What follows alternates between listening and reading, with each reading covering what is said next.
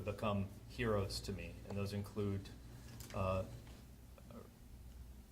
group of individuals that I've worked with for sometimes for many years, and those are child victims of sex crimes. And in our profession over the past 20 plus years that I've been a police officer, we've made some real progress in working with clinicians, with doctors, to make sure that our investigation and our response to sex crimes involving children is trauma-informed and really cares about the kids.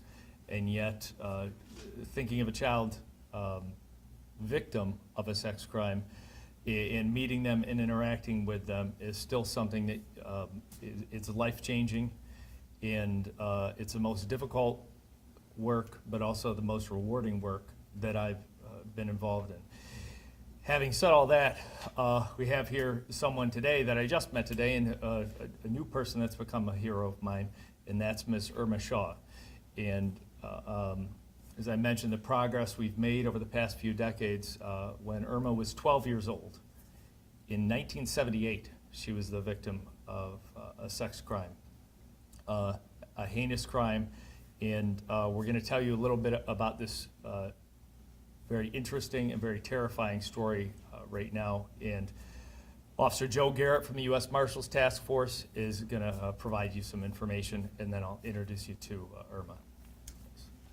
Hey folks, Joe Garrett, Grand Rapids officer, assigned to the U.S. Marshal Future Task Force. Thank you, Chief. Appreciate you. This case came to me in 2017. The FBI had it prior to that, and we ran a story then.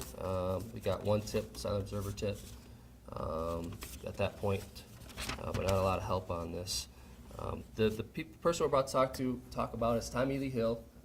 Back in the 60s, he began raping children, we believe, and then finally in 78, Irma came forward and brought to the attention of GRPD. We've got a timeline that you all are welcome to have, has incident numbers on there, etc. It was brought to our attention that Mr. Hill at that time was even raping children in Terre Haute prison in Indiana. There's documentation of that as well. He was sent from Terre Haute back to GRPD, and nobody here is probably old enough to remember, but back in 1979 he was getting sentenced for a Grand Rapids CSC involving Miss Shaw, Miss Irma Major at the time though. And he went into he said he was thirsty, he went to the women's bathroom, and then from there escaped authorities at the courthouse during his sentencing on Monroe Avenue, had a getaway car, and was gone for the foreseeable future.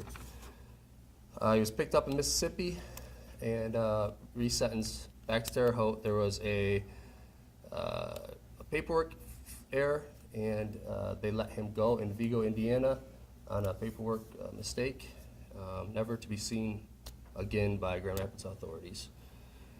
Ms. Shaw here has worked with me, emailed me, texted me for 7 years, and we were doing facial recognition stuff, social media stuff. Finally caught a break. We got a genealogy trail that led us to Pittsburgh. I sent Vanessa Robertson from the U.S. Marshal Service the information. She gave me an amazing analytic chart of 9 contacts to make contact with in Pittsburgh. From there, Detective Knoxon and I did a boots on the ground, sort of blue collar investigation. We knocked on the door of 6 out of the 9 contacts in Pittsburgh, and all of them had a similar sentiment of 40 years ago, recalling that this guy was not right, that he raped children, and they had all had similar stories about somebody in their family that he had molested or raped. We finally met one contact who gave us a timeline. This gentleman has changed his name to Abdullah Muhammad. He was a serial rapist. That led us to Pittsburgh PD on April 23rd, and we went down to the archives in the basement of the headquarters there, and this 78-year-old detective, just like you see in the movies with the gray hair, suit, he brings out a carton with a file for a man named Muhammad Abdullah. And it was brought to our attention that this was the gentleman that had fled our authorities and that had raped so many of kids here in Grand Rapids back in the 70s and 80s. I shared those pictures with Ms. Shaw, and she confirmed that that was Tommy Lee Hill. He had changed his name and been living in Pittsburgh from about 1980 to 1983. What happened in 1983 is he was shot in the back of the head, December 4, 1983, by a man named Vernon Phipps after he had touched Vernon's sister. So he got his own level of street justice, it seems. So that brought us to where we are now. If you have any questions for me, I'd happily field them. There are pictures on page 77 of her book of Tommy Lee Hill, aka Abdullah Muhammad. Also, I have a pretty extensive knowledge of him and things that he did. So, if there are questions for me, I can field them afterwards. But otherwise, I'm going to turn it over to Miss Irma Major Shaw. Thank you for coming today. I really want to thank the Chief of Police. I want to thank Grand Rapids Police Department. I want to thank Officer Garrett. I want to thank the United States Marshal and anyone and everyone that have supported me through this 46-year journey. It has been a journey. I was a kid then, but I stand here as a fully mature adult woman. I'm holding my book because of the fact that Tommy had gotten away for so many years. On my heart, I knew that if he was still alive, he would still be victimizing children. And because of social media, I thought that I would create and write my own book. And there was a $7,000 reward that was issued, which I thought would be an incentive to anyone to, if they knew where he was at, dead or alive, to be able to call and report it and remain silent. And so I wrote this book in 2018, looking for allies. But what is so unique is on page 75 of this book, I said, he can change his name, but what he can't change is his DNA. And what if he left the evidence many years ago, before technology was created, that would lead to the capture or the information about his death? And so I consider that to be very prophetic for me to have written that in 2018, as it was definitely part of the catalyst of why we are here today standing saying that 46 years it may have taken us to really identify where he was, but the justice was served, and in a lot of ways he did it to himself by helping us to be able to know where he was at. A family member had shared with me many years ago that they thought he was in Pittsburgh. They just didn't know the name that he was using. In a lot of ways, I feel as though I feel very grateful. I feel very grateful that I can go when that time comes to glory, but I will go with a level of knowing that this was resolved and it was closed. And even more importantly, I got introduced to a part of myself that I never knew existed.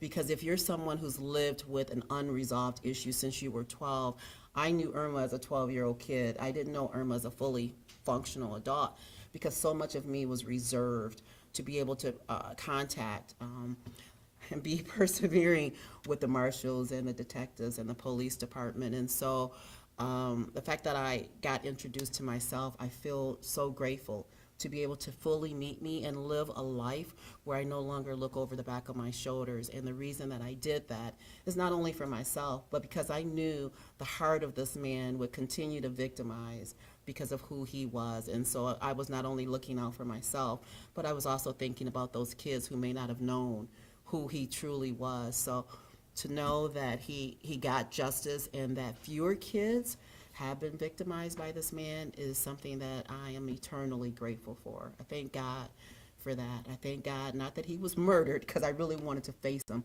I think Marshal Officer Garrett had asked me, like, Irma, do you really think he's alive? I said, I know that he is, because something in my spirit is saying that he's looking for the day where he will face me.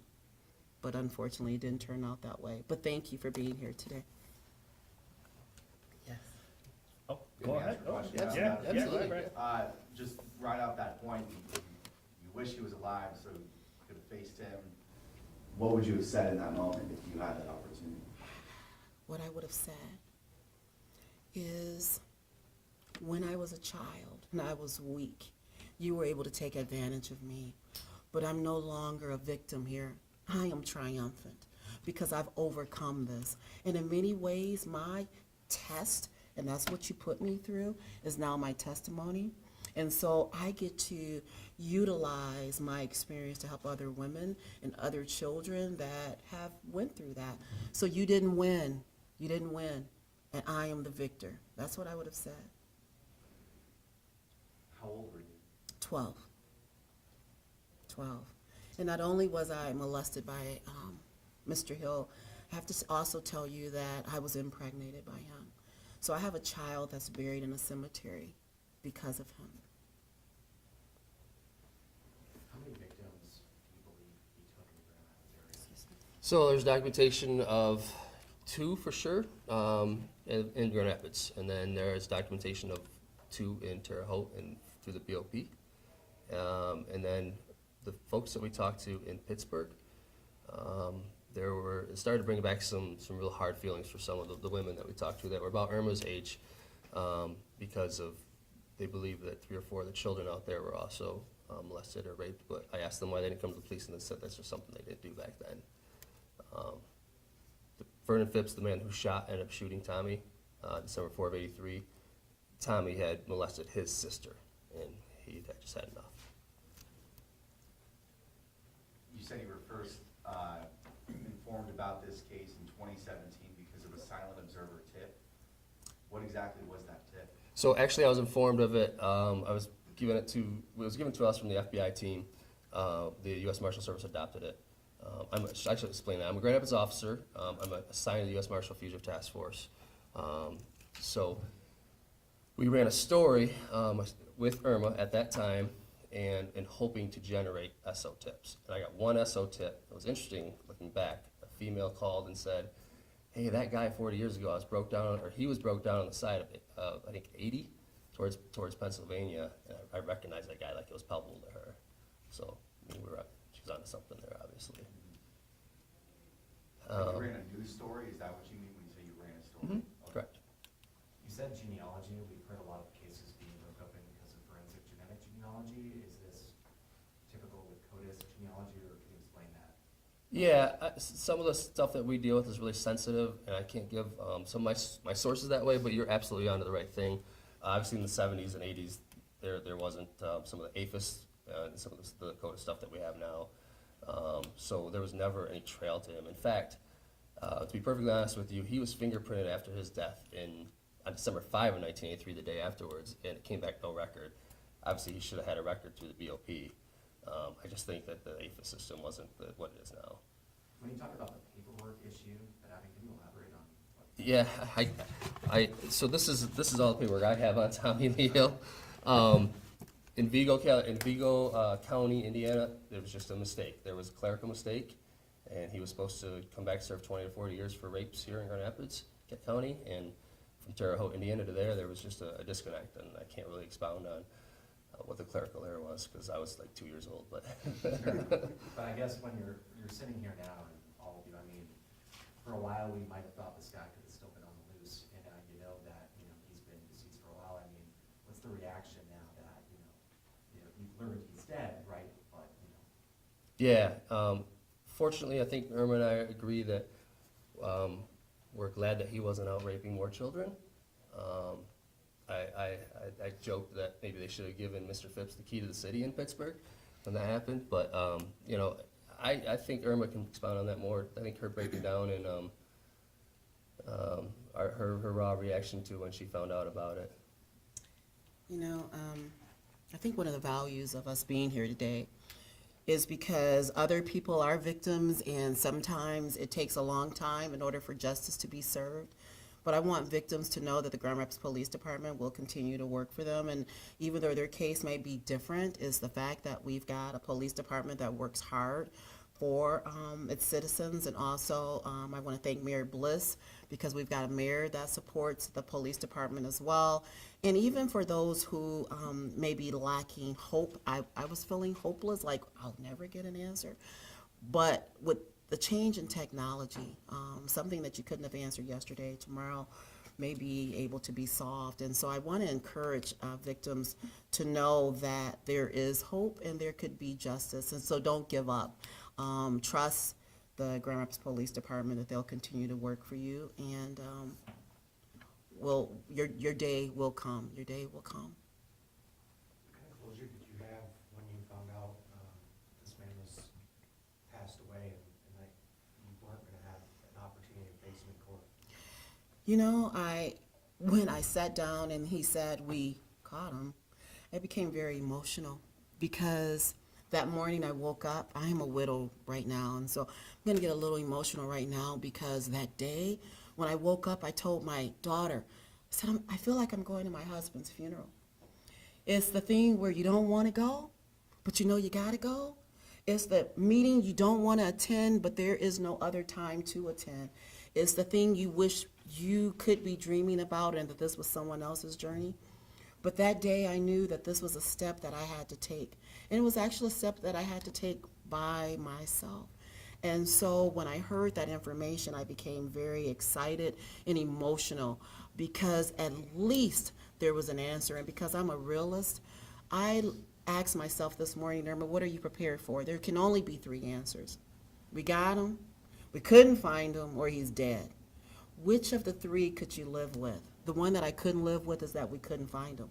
The other 2 I was able to live with. So I was able to say that I'm free and I was able to live, as I said, and get introduced. And I hadn't even thought about I would be introduced to a part of myself. So there was a lot of gratitude, very little disappointment. I wasn't disappointed that I wouldn't look him in the face because I knew the number of victims that, a number of people that was not victimized as a result of him. So What would you have to say about the importance in continuing to pursue these cold cases 20, 30 years afterwards and being able to at least find some measure of closure for victims? I would actually say, you know, that because the police department is probably limited with funds, that if there's any way, if I could even start a nonprofit to be able to allocate dollars for cold cases, that would be something that probably would be beneficial because, of course, it comes down to dollars, comes down to resources,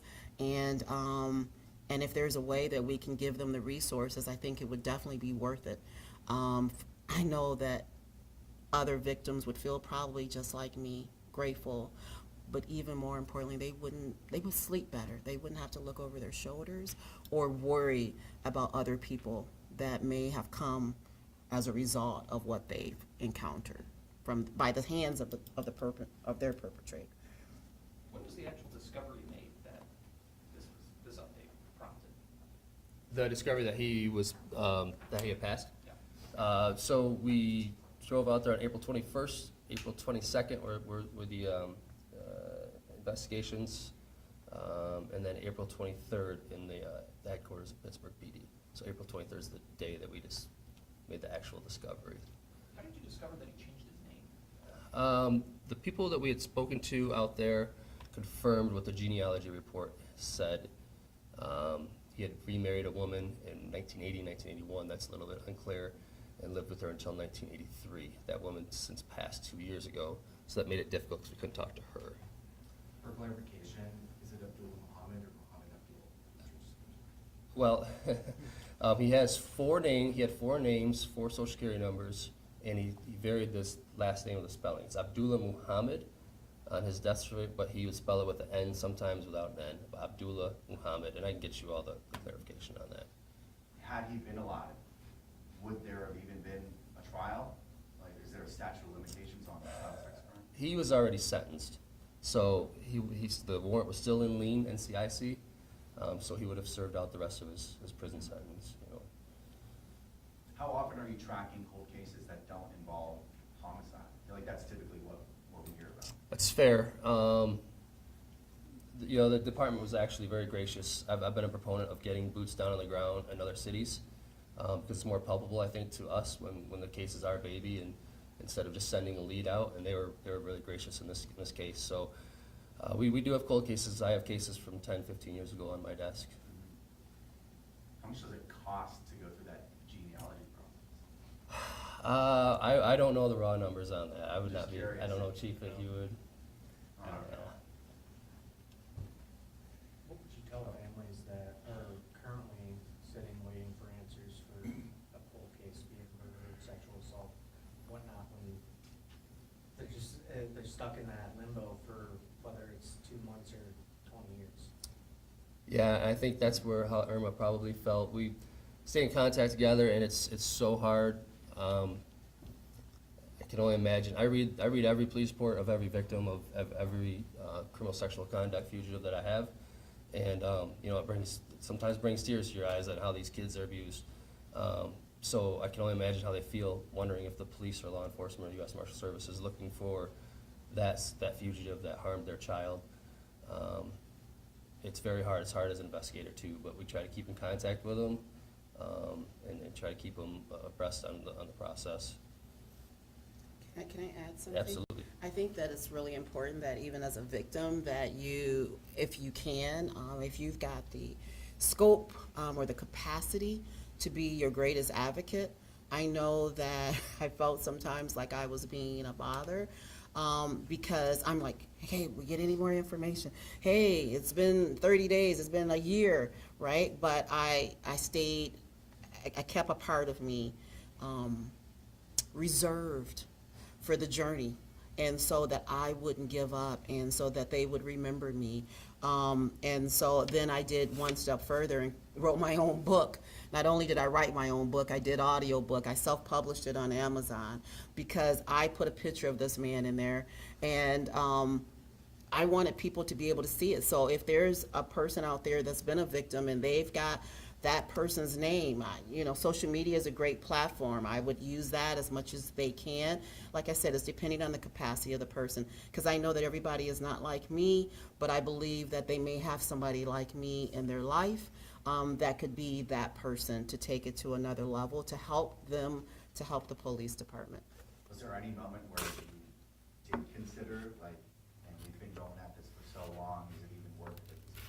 No, there was never that moment, but because I'm a widow, and because so many of my family members are deceased, I just was pushing that it would happen in my lifetime, that I would be alive to see it. So as long as I had breath in my body, my goal was to stay at it, right? As long as I had air in my body until somebody told me he was dead or where he was, I knew that I was the victim. So who else would be leading or be the champion if it wasn't me?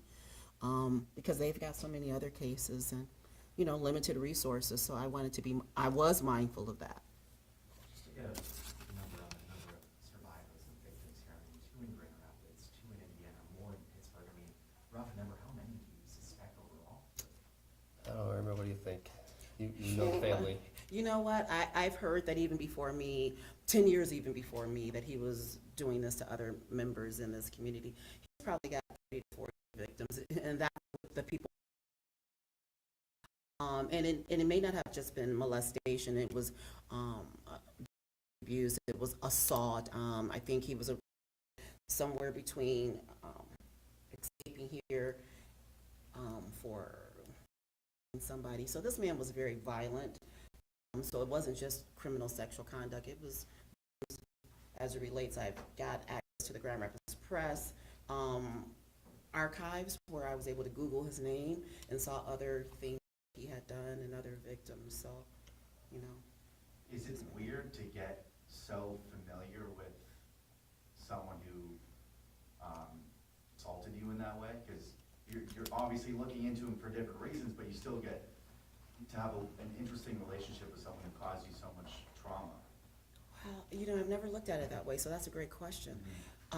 Part of my passion is genealogy, and so with that passion comes learning about someone and learning probably more things than what they would want to share with you.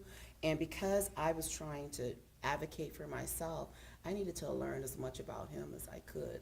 So I was contacting relatives, and for years I've been doing that. Have you heard from him? When is the last time you saw him? And one of his family members had told me, an extended family member, that they had seen him in Pittsburgh, Pennsylvania, maybe in early 90s or something, but they couldn't remember the name that he was using. So, you know, the familiarity came as a result of me just being diligent, but I've never looked at it as me becoming familiar versus I'm doing the work. You know, researching is what I do.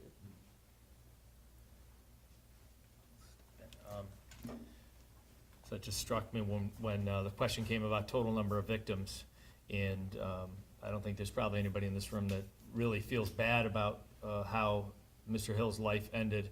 Well, it's been called street justice, but I think it's important to keep in mind the journey he took here, all the victims that he victimized here. Is tough, Irma. I don't know how you stand up here and, let me just say, the beginning of the end of his count of victims was 12-year-old Irma going up in front of a jury, in front of a judge, in public, and testifying against this monster. And if it wasn't for 12-year-old Irma being a brave, amazing 12-year-old, there's an excellent chance that we could be talking double or triple the number of victims. So I want to thank, I know Irma came up here and you're like a professional at this. But this isn't easy to stand in front of you guys like this. But looking back in the 70s, to have a 12-year-old testifying against the man who raped her, I'm just just in awe of this woman, and I described you as one of my heroes already, and so thanks for coming today, and thank you guys for covering it. We appreciate you. Chief, what are your thoughts on sort of, obviously, when this individual was released, this was before you were probably even considering training to be a police officer, but how important is it to you to sort of rectify some of those mistakes from past departments not even out of there, but I guess really how important is it to you to, I guess, do better? Extremely important, and especially in the field of where we're talking about the most extreme crimes, murder, sexual assault against children. There wasn't such a long time ago that the statute of limitations was such that if a child didn't let us know by the time they were 22 or 23 that something had happened, even if they couldn't really come to terms with it until later, it was past the statute of limitations. There was nothing we could do. So the changes in law that are headed in the right direction, obviously the changes in technology. Joe talked about how even when this man died, they took his fingerprints and they ran it through the system once and they said, oh, he's clear. He obviously was not clear. That was a fault in technology. DNA is something that's changed the game as far as policing is concerned, and so we always have to make sure that we're doing better. And the biggest example today that I can give is that we are able to provide some amount of closure to Irma, and that's what we want to do for everybody that's suffering like this. Just want to ask a little more about this man's history. I mean, before, the charges and convictions and the trials and the escape. I mean, talk a bit about his background. How did he keep getting in this position? And, going after kids like this. Well, he was born into it. He's Tommy Lee Hill Jr. Tommy Lee Hill Sr. killed a police officer, actually. So I'm not gonna give him any sympathy or anything like that, but he was probably born into a rough situation. And as far as the sexual assaults and everything else, I think we've documented that. I do have a timeline for, that's available for all of you guys here. But as far as the CCH before that, it's pretty long, extensive, from assaults, rapes, and felonious assaults. Yeah, and I just want to say, I can't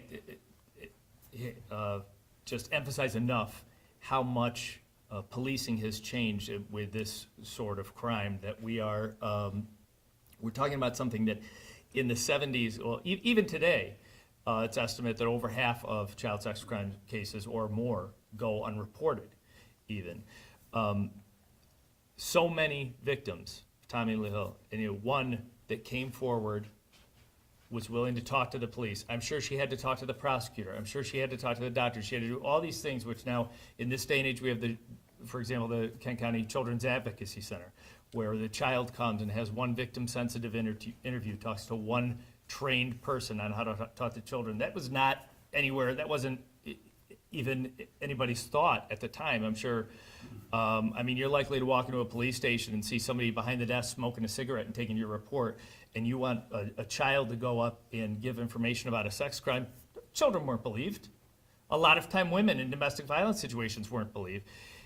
This was so uncommon to have somebody with the strength, with the fortitude to come forward and then to testify at a court like this. I'm telling you, Irma made all the difference in probably dozens of child's lives, as this man after she stood up, after she did what she did, he was on the run. And I'm sure that was a game changer. And, yeah, I just can't say enough how impressed. It was a different world for child sex victims back in 1978, and this is such a big deal. How did you know this, that Tommy, girl, how did it all happen? Are you asking me? Oh, yes. Oh, I'm sorry. Yeah, Stefan. Well, believe it or not, he was my stepfather. I knew him since I was 3. I called him Daddy because he was the only father that lived in the house with me at the time that I was 3. Him and my mother was married actually on her birthday. But he was also a player in my early childhood and somewhat, I think, contributed to his escape because at that time the detective, I think she was a family worker when I was removed from my mother's care because he wasn't married to my mother.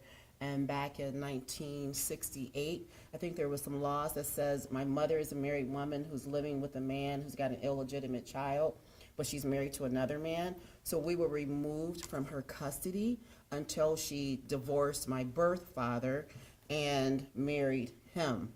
And so he became familiar with the person who later became a detective when he escaped. And so that familiarity with my family, I think, came as a result of when I was 3 years old. And the moral standards of conduct was a factor then.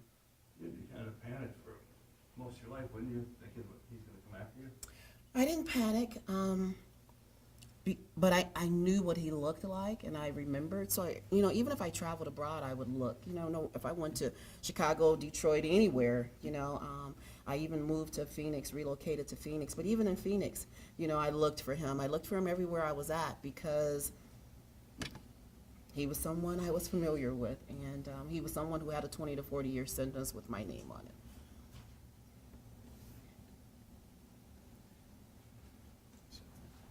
As far as genealogy goes, sorry. So, you obviously got DNA from family members down there? Or I don't know, not- Yeah, I can't really comment on that, yeah. But somebody, that's how those things work here, right? You have to figure out and then narrow it down. Yeah, we had like I said, we had a U.S. Marshal analyst, Vanessa Robertson. She deserves a lot of this credit. I asked her if I could use her name. Really, the 2 catalysts were Irma and her. She gave us those 9 contacts to talk to in Pittsburgh, and we even had the local police called on us on one of the contacts. They were kind of concerned about Grand Rapids police officers would be there, but we got 6 of them to talk to us pretty well. Appreciate you guys taking the time to cover this today. And one last thing, if I could say anything. This is a book about hope. If it's okay with you, I would like to read something. Most people like stories, this is my prologue, and prefer fables, but rarely want the truth. I am aware that everyone cannot handle candor. As for myself, I prefer reality over lies and deception. This autobiography will be unlike any other that you have read, and that is deliberate because my life has been an extraordinary journey. I have written my story to encourage others that have struggled or currently struggling in similar situations. My hope and prayer are that you will be informed and enlightened, no matter how difficult it is to stand in the fullness of your truth, and one day find strength to inspire others. I want to express a thank you, a special thank you, to Richard for his contributions to this project. Our chemistry and collaboration are intertwined throughout this book. He encouraged me to take people along your journey and freely express feelings and emotions. And so I hope that someone will feel encouraged. I hope that if you're looking for a way to support me, if that's what you want to do, prayers I can always accept. But the best way to support me is by telling your truth, writing your own story, And if you've been a victim, to call the police. If you know someone who's been a victim, especially of childhood molestation, that you would call and that you would be the person that would advocate to bring justice for that victim. So thank you. Thanks, guys. Thank you. Thank you. Oh, stop. How do we get our hands on that timeline? I think she's got copies for you right there. Thank you, Chief. Oh, I said thank you. Oh, no. Can I get a picture with this? Do you guys have any sort of mug, even if it's from the seventies? That's a good question for Joe. What's that? Do you have a photo of like a mugshot back in the Yeah, so actually on page 77 of her book, it's right here, and if you want to take a picture of it, you can. Can you take a picture of it out of your book? Oh, yes. These are exactly the ones that I have. This is, we're talking 1978. You're awesome.